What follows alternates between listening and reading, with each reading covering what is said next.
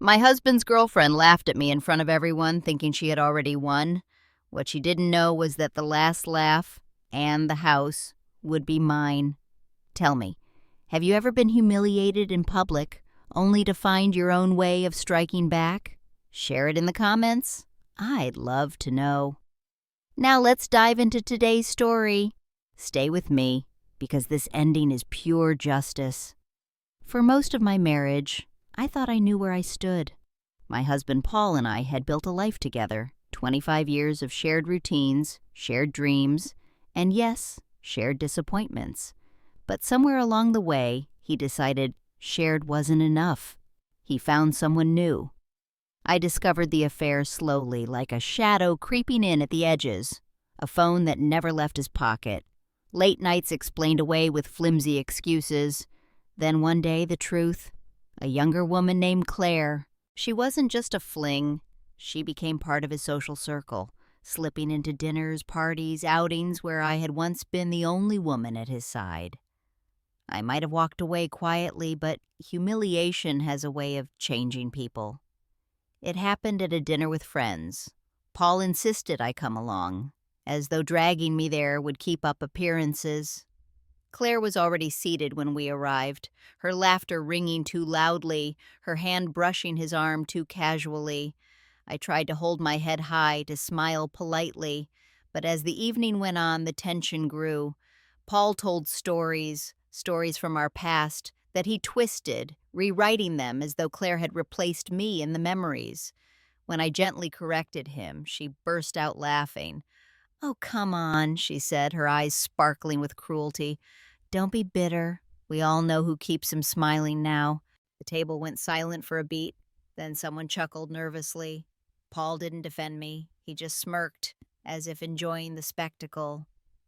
Heat rose to my cheeks. My fork clattered against the plate as I tried to steady my hands. That laugh, sharp, dismissive, dripping with mockery, cut deeper than the affair itself. In that moment, Claire wasn't just his girlfriend. She was my public humiliation, and Paul was her accomplice. I excused myself early, holding back tears until I reached my car. Sitting there in the dark, I gripped the steering wheel and let the sobs come.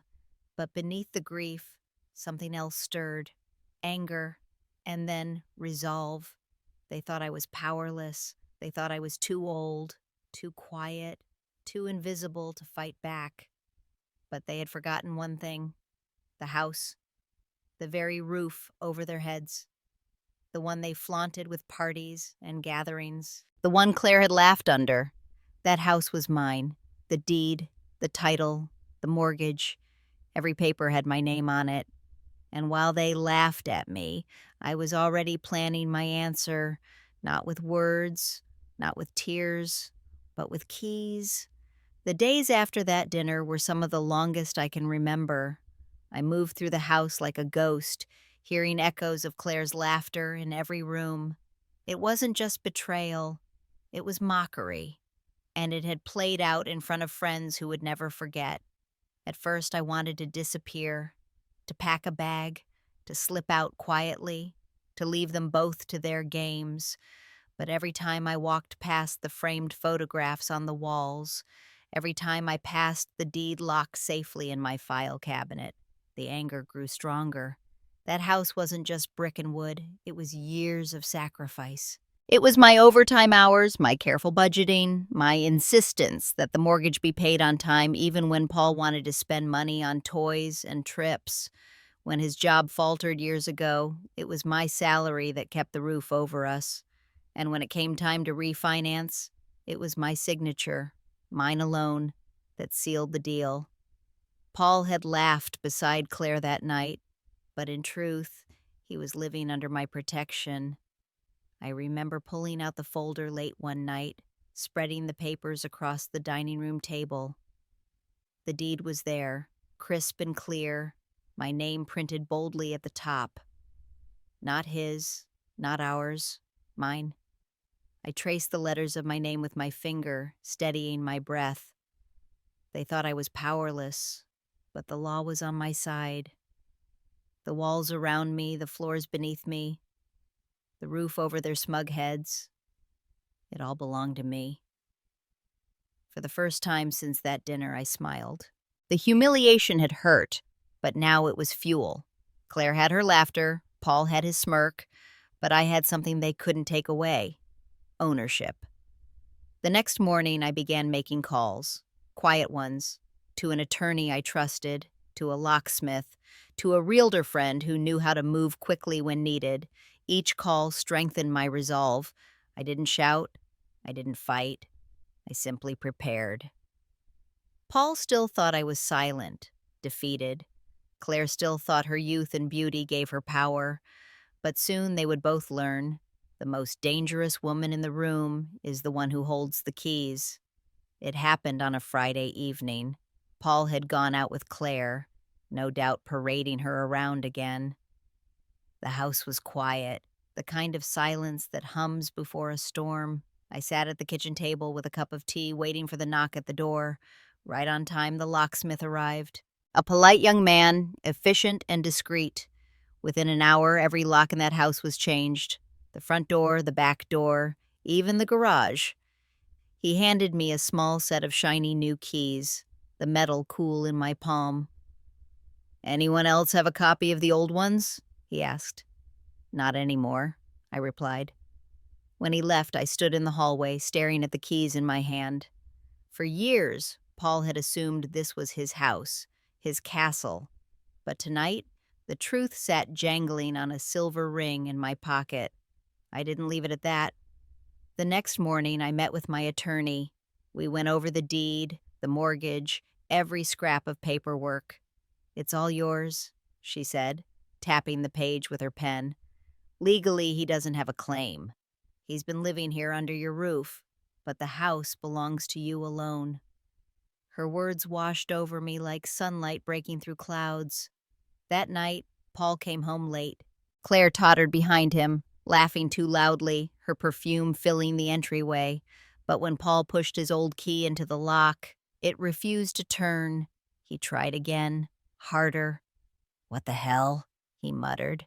I opened the door slowly, holding the new keys in my hand. "Looking for these?"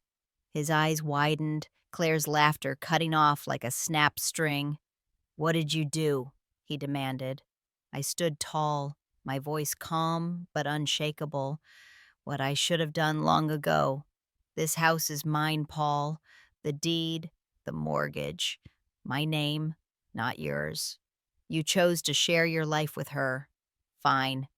But you won't share this roof anymore." Claire scoffed, trying to regain her bravado. "You can't just kick him out." I met her gaze coldly. "Watch me." Paul sputtered, angry but cornered. He knew I was right. The law, the papers, the keys, they were all in my favor. I stepped back and gestured toward the driveway. "Take your things. You have until the weekend. After that, you'll need permission to even step inside." The silence that followed was sweeter than any revenge I could have imagined. The weekend that followed was a storm of slammed doors, raised voices, and hurried footsteps up and down the stairs. Paul shuffled boxes into his car, muttering curses under his breath.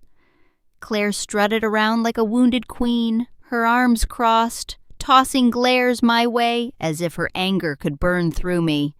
But I didn't flinch. I had spent too many years shrinking myself for his comfort. Now I stood tall in my own home, watching them scramble under the weight of their choices. At one point, Claire sneered as she passed me in the hallway. "You think you've won, don't you? You're just a bitter old woman clinging to bricks and wood." I smiled faintly. "Bricks and wood that you won't be sleeping under tonight." Her face flushed red, and she stormed out to the driveway. Paul lingered longer. He paced the living room, staring at the walls, as though seeing them for the first time. "I built this life," he said bitterly. "You can't erase me from it." I folded my arms, steady. "You built your own downfall, Paul. I just stopped carrying the weight for you." His shoulders sagged. He didn't argue anymore. He just kept packing. My daughter came by quietly the next day. She had heard pieces of the story from neighbors, But when she stepped inside and saw me, calm, steady, unbroken, her eyes welled with tears. "Mom, I didn't know you had it in you." I hugged her tightly. Neither did they. The house felt different once their things were gone. The air lighter, the silence peaceful instead of suffocating. I opened the windows, let the fresh breeze sweep through, and for the first time in years, the walls felt like they belonged to me. Of course, the gossip spread quickly.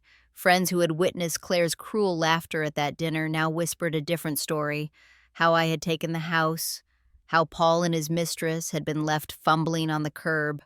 Some looked at me with shock, others with admiration. But I didn't care what they thought. I cared about how I felt. And for the first time in a long while, I felt free. When the dust finally settled, I wandered from room to room in silence. The furniture was the same, the walls unchanged, yet everything felt different.